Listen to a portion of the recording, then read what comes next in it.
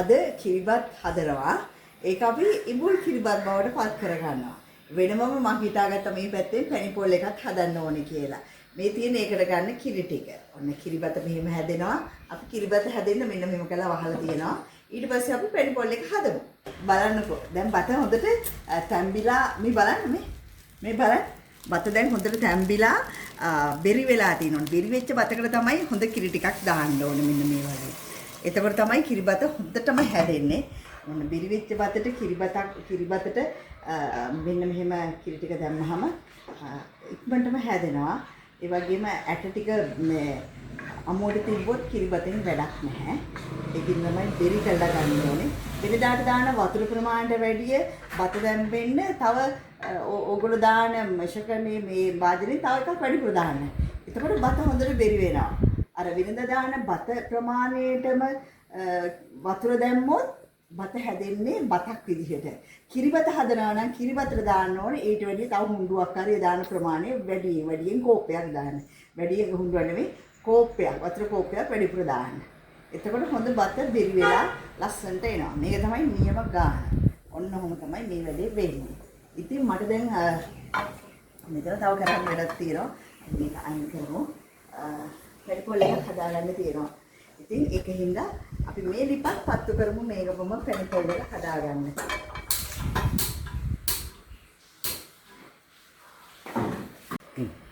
දැන් තාච්චි ලිපේ තියලා තියෙන්නේ තාම රත් වෙච්ච ගතිය මදි.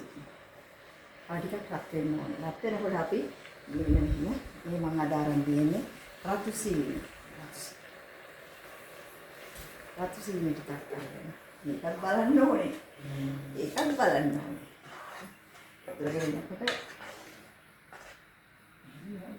දෙකම ඒ ඉන්න ගමන් මේකටත් දානවා. මෙන්න රතු සීනි හැඳි කායි දෙකයි තුනක්. මොනවද සීනි තුනක් දාන්න. හරි. මේක බලන්න. ඒක දැන් හිමින් හැදෙනකන් මේකත් බලන්න. මේ බලන්නේ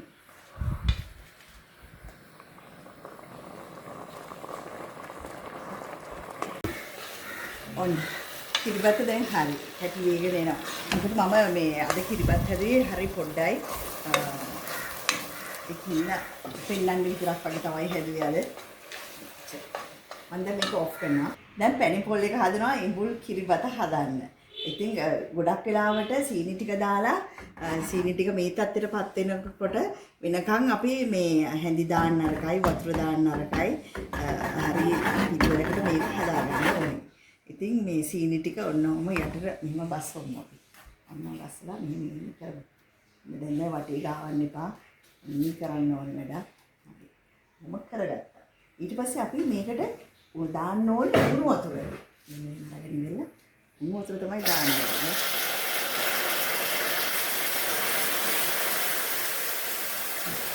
උණු වතුර ප්‍රමාණය දාගන්න ඕනේ.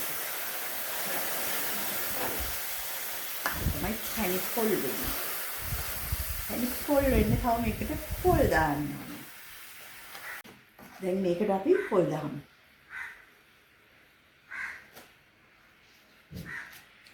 එකපාර ගොඩක් දාන්න එපා.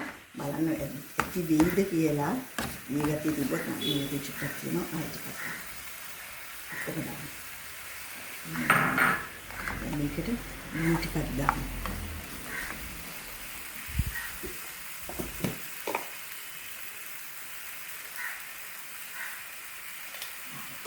ආසයි මේකට ගම්බිස් ටික උඩ දැම්මම චුට්ටක් දානවා ගම්බිස් ටිකක් පොඩි හැඩයක් එන්නේ.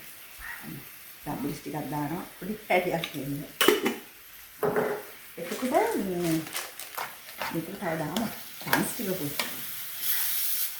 අපෑරිනොත් මේක පොඩක් ගල් වෙන්න බලන්න. මේකත් මෙහෙම කරන ගමන් අපි මේකට chance ටික පොඩි දාමු.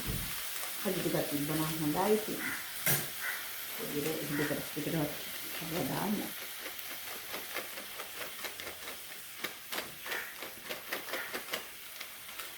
හරි. අපේ පැණි පොල් එකක් හරි.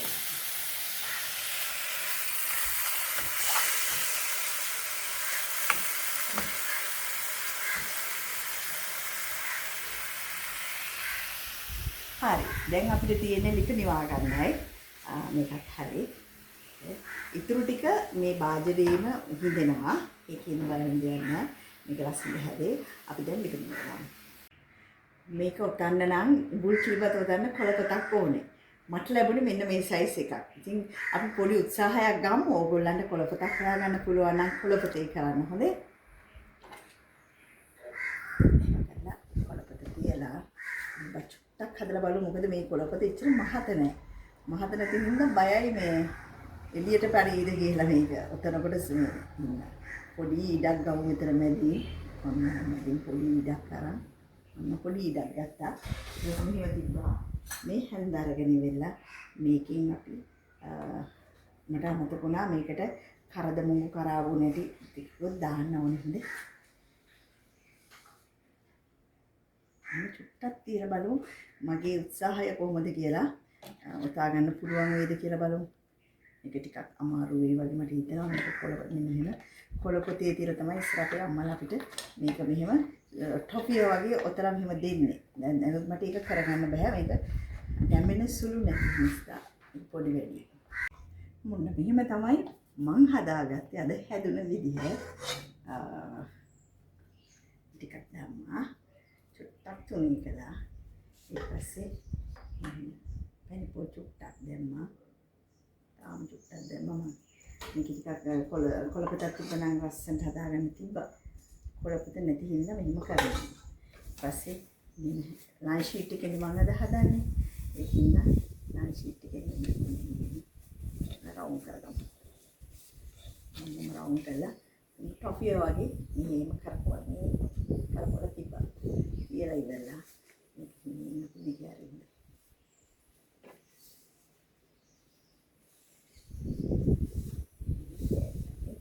මේ තමයි හැදෙලා තියෙන්නේ. මේ තියෙන්නේ මම හදලා ඉවර ටික.